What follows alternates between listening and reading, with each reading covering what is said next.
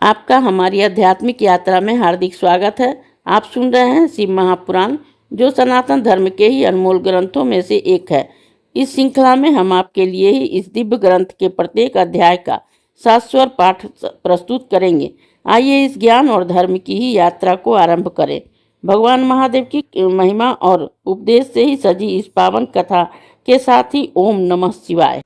40वां अध्याय श्राद्ध कर्म की महिमा।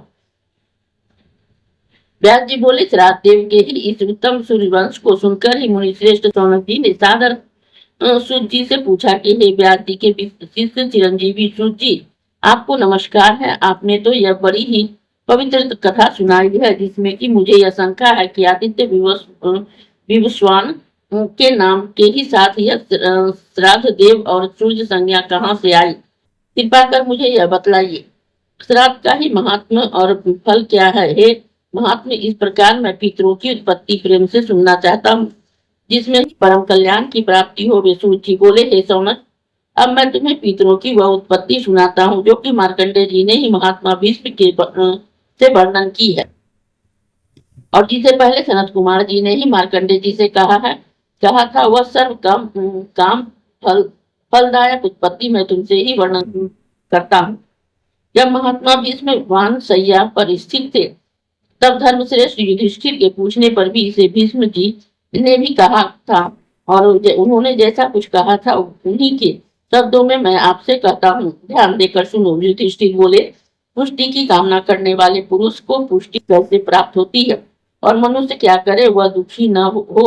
सूत जी कहते हैं कि महाराज युधिष्ठिर के इस प्रश्न को सुनकर वह धर्मात्मा भीष्म सब श्रोताओं से यह बोले कि हे युधिष्ठिर, सब मनुष्यों को श्राद्ध कर्म करना आवश्यक है, क्योंकि श्राद्धों से पितर प्रसन्न होते हैं और उसके प्रसाद से सबकी प्रसन्नता होती है। संतान के इच्छुक को पितर धर्म पालन करना आवश्यक है।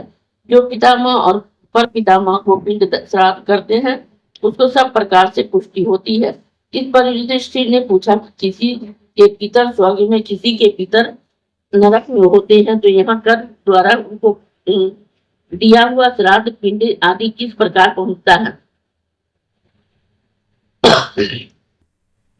जब जो पितर स्वयं ही वहां नरक में पड़े हों, वे फल देने की सामर्थ्य कैसे रखते हैं? मैंने यह भी सुना है कि देवता भी स्वर्ग में पितरों की पूजा करते हैं, अतः वह सब मुझसे विस्तार पूर्वक वर्णन कीजिए। भीष्म जी ने कहा, हे शत्रुनाशन, इस विषय में मैंने जैसा सुना है वैसा ही आपसे कहता हूँ। यद्यपि मैंने देखा तो यहाँ तक है कि जब मैंने श्राद्ध विधि से अपने पिता को पिंडदान दिया तो उन्होंने प्रत्यक्ष हाथ बढ़ाकर मुझसे पिंड मांगा, परंतु मैंने पितृकल्प की ऐसी विधि नहीं देखी थी। इसलिए कारण मैंने पिंड को उनके हाथ में न देकर कुशाओं पर ही गिरा दिया, जिसे देख मेरे पिता बड़े ही संतुष्ट हुए, और उन्होंने मुझसे कहा कि हे भारत श्रेष्ठ, हे अनद, मैं तुमसे संतुष्ट हुआ। तुमने मुझे ही नारा तारा है। तुम धर्मात्मा और विद्वान से मुझे ऐसे ही आशा थी। यही वेद का धर्म है। राजा जैसा आचरण करता है, प्रजा वैसा ही आचरण करती है। मैं तुम्हारे इस कर्म से ही प्रसन्न हूँ। इस कारण मैं तुम्हें त्रिलोक दुर्लभ यह वर देता हूँ कि तुम जब तक जीना चाहोगे तुम्हारी मृत्यु न होगी। मृत्यु तुम्हारी आज्ञानुवर्तनी होगी। इसके अतिरिक्त तुम और जो चाहो मैं तुम्हें उत्तम वर दूंगा। तब उनके इस कथन को सुन उनका अभिवादन कर मैं हाथ जोड़कर कृतज्ञ हुआ और उनसे एक प्रश्न करना चाहा, जिसकी उन्होंने सहर्ष स्वीकृति दी, और मैं जब तक पूछता तब तक वे महाराज उस प्रश्न को ही स्वयं ही इस प्रकार कहने लगे कि हे तात, मैं तुम्हारे प्रश्न को धर्मार्थ कहता हूँ। संपूर्ण प्रीत कल्प में मैंने मार्कंडेय जी से सुना था। मार्कंडेय जी ने कहा है कि यह संपूर्ण सुखदायक प्रीत सर्ग मैंने सनत कुमार जी से सुना था। जब मैं मार्कंडेय पर्वत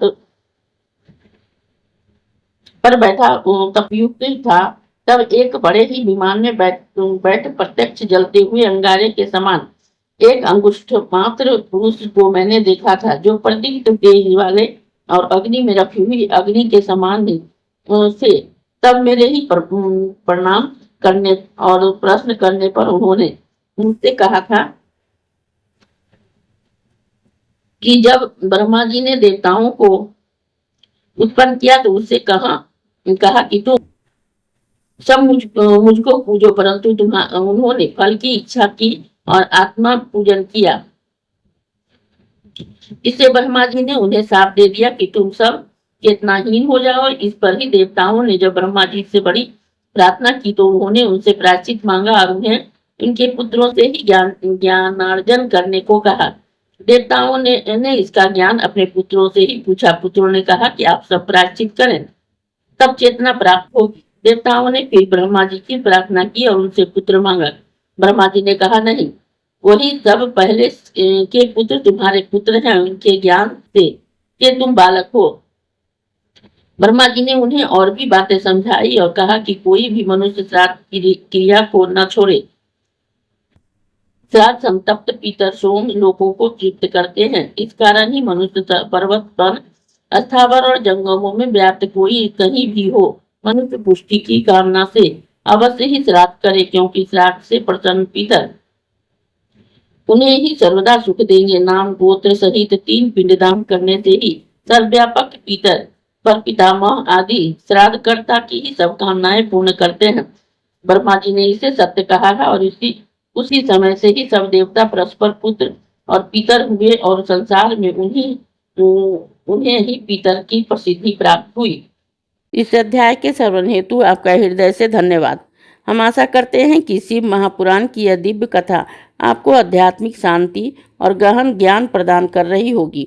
कृपया अगले अध्याय के लिए हमारे साथ जुड़े रहें और अपने सुझाव एवं भावनाएं कमेंट के माध्यम से अवश्य साझा करें। धर्म, भक्ति और ज्ञान की इस पावन यात्रा में आपका साथ हमारे लिए अत्यंत मूल्यवान है। ओम नमः शिवाय। यदि यह प्रस्तुति आपको पसंद आई हो, लाइक करें, कमेंट करें, सब्सक्राइब जरूर करें, बेल आइकॉन दबाना ना भूलें ताकि अगला अध्याय आपसे छूटे नहीं। और इस पावन ज्ञान को ही शेयर करें अपने परिवार और मित्रों तक।